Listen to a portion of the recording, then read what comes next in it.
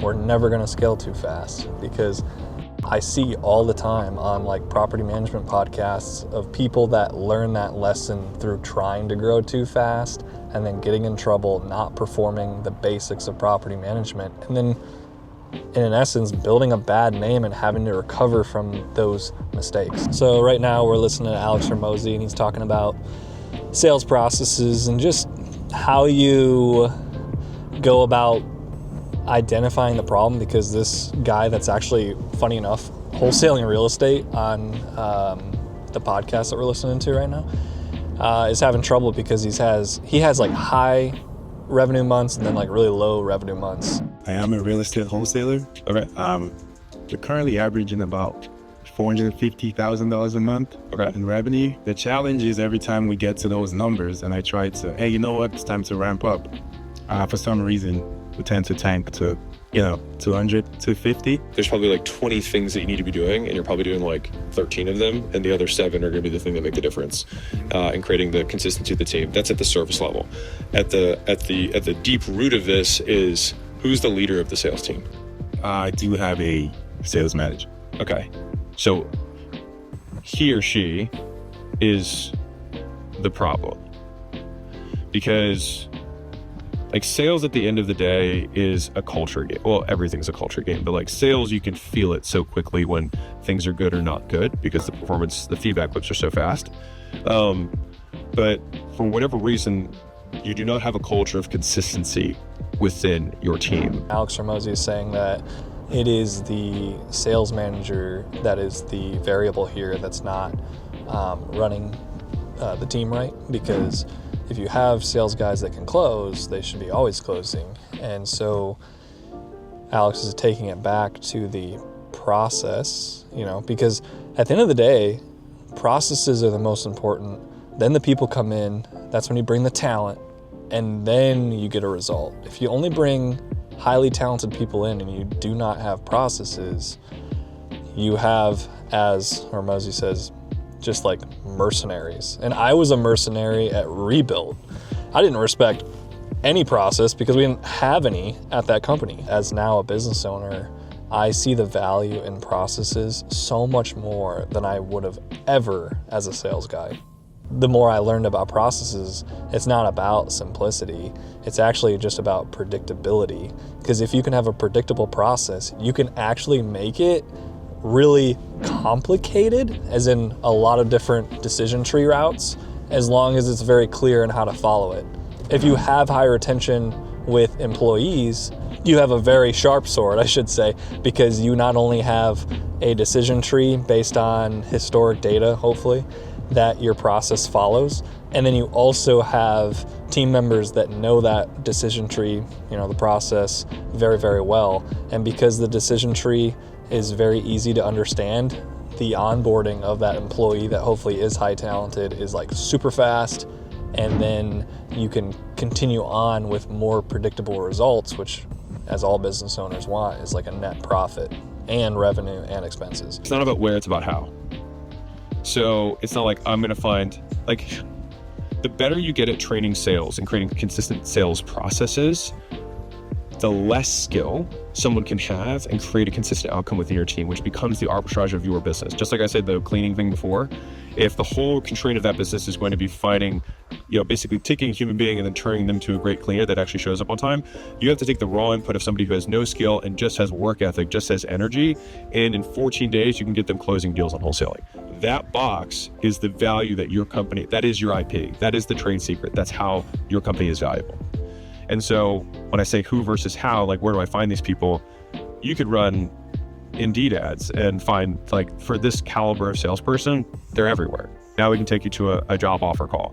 Somebody, has attitude on the coaching, they're out. If someone doesn't show up prepared, they're out. Very easy screening. And so you take 10, you pick 2, pick 3, they go to the next one, you make job offers. And winning's not for everybody. And so that means that on the team, there's probably some losers. And it's not for everybody. So that's the decision you make, and that's from top down. So there's the tactics, and then there's the root issue. I would try this first. If this doesn't work, you have to probably gut things.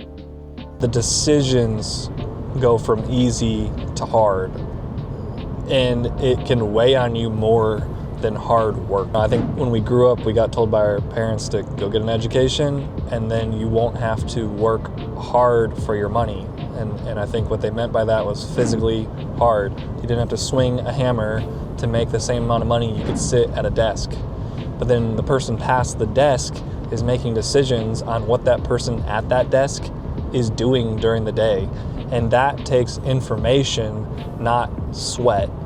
And so you either get information by paying for it in money or time. It's not the work hours. It's not anything else other than just making difficult decisions. There's tough calls to be made to protect their money or their time and to basically provide a better service as a property manager. And it's not always a linear solution or the solution that customer thinks is true or correct. So all that to say, it's all proof that if you can define your goal and then define the actions with specific vocabulary, your processes will be much, much smoother when you onboard a new employee. And then that will all speed up talent, and then you can go out and scale faster. So our shows will make anywhere from like 5,000 to 7,000 in profit, depending on like the volume that we did that day. So we know the profit like per show. However, that's where the skill comes into play. Like if a show is not going well, we need to have that person trained to be able to do the thing. And so that's why not knowing how much to pay them is the... Well, I mean, I think doing a percentage would make sense. And so you can buy or build that, right? So you buy it as I would just go to mini micro influencers who are already like on Amazon hawking stuff and be like, well, they already do live streams. They already do sell shit. And I bet I could teach them to do this for me. That is a buy version because you already know it's already proven. You're just saying, hey, do it under my umbrella. The build version is that you have to kiss a lot more toads and try and look for who has already built in a bunch of soft skills. So he's talking about buy or build when it comes to like a sales team. It can go for any type of employee or any type of product. But inside my business, I chose to build instead of like purchase, which is like slang for saying, okay, I could go hire people that understood property management at a high level and hire them in, or I could hire people that have no property management experience and teach them. And the ultimate reason wasn't based on price, it was actually based on habits. So like bringing people on that has 10 years of property management experience has like no value to me because I would have to like reteach them everything and they would have bad habits. But because people come onto our team that have zero experience, I can tell them exactly how it should be done and they think that's average, which is good, so they don't feel like they're overworking, which they shouldn't feel because we actually have more people working for us for the amount of units we manage than anyone I know. Because when people are successful, they generally enjoy their job, they stay longer, and the retention is everything in this business. The reason it takes so long for people to train or they can't train salespeople or presentation people is because they literally do not use words that other people understand. Like this is the problem. This is why most companies cannot teach people to do shit. That brings up the point. So I have, so my girl, like I said, she's my house cleaner, shows up at my door one day. She's like, hey, I want to be you. Yeah. And she's like, I'm a copy and paste of you. And she became me. Yeah. Now there's a little bit of a, how can I, because obviously I had to learn the care part, like from Layla. So I learned the care part. And now I have it, but then I've seen situations kind of like not go the way they should because she's a copy and paste of me from yesterday.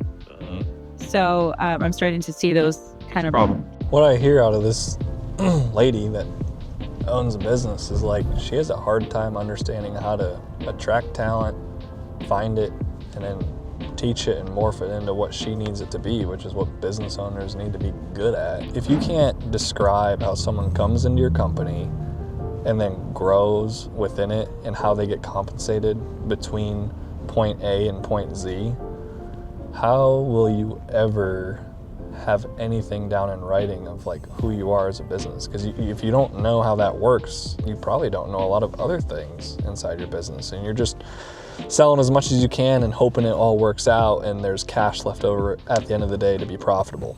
When should I identify those people and reward them? What would they be good at in the future if I needed them to, just in case, pivot to a different position? I'm always trying to think about 6 months ahead, because after all, 6 months of demand can hit you in 1 month, and you got to be ready for that. Like we're at 258 units, but what if we had a landlord that had 150 units call us up tomorrow and say, hey, I'm ready to go? We have to know the infrastructure of the team that needs to be there and ready for that demand. And we will easily take 100 doors this year. So we'll hit 350 by the end of the year. So we might as well be ready for it now with our systems and processes and our staff. And so if I need to be moving staff members around to different areas where I think they could be more talented and produce a better result for Stonebrook, I'm going to do that earlier on, and then be able to withstand the demand that might come early, because I do think we're working on a few contracts right now that could turn into something that, if we don't prep for it, could go not as well for the customer. And that's not what we're going to do. We're never going to scale too fast, because I see all the time on like property management podcasts of people that learn that lesson through trying to grow too fast and then getting in trouble, not performing the basics of property management, and then in essence building a bad name and having to recover from those mistakes. I just don't want to go down that road of having to learn that lesson, so I'm trying to be as proactive as I can. All right, guys, thanks for sticking around. Thanks for watching me blabber about this podcast. Maybe you learned a little bit about me. Maybe you learned a little bit from this video. Comment down below your thoughts. I'm gonna get out of the truck right now and do a showing and try to get this unit rented. And remember, rent's due.